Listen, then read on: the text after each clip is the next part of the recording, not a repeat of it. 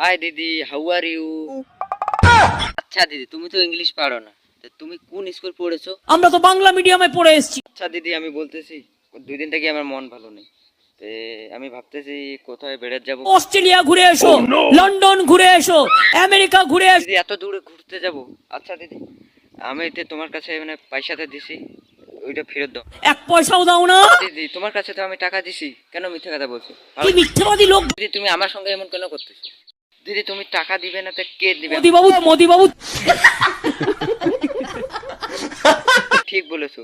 তো মোদির তো টাকা আছে তো, কোটি কোটি টাকার মালিক, জলের ফোয়ারার মতো টাকা ওড়াচ্ছে। দিদি আমাকে বলে দাও মোদির কাছে না যায় না কি বলবো। বলবে নাই 15 লক্ষ টাকা ফেরত দে, বলবে নাই 15 লক্ষ টাকা ফেরত দে। আমার মনে না হয় মোদি কাকু আমাকে টাকা দিবে, তো তুমি চলো না আমার সঙ্গে, নিশ্চয়ই টাকা দিবে। যাবে না। তুমি না যাও আমিও যাব না, আর তুমি দাও টাকা। দেবো না, দেবো না।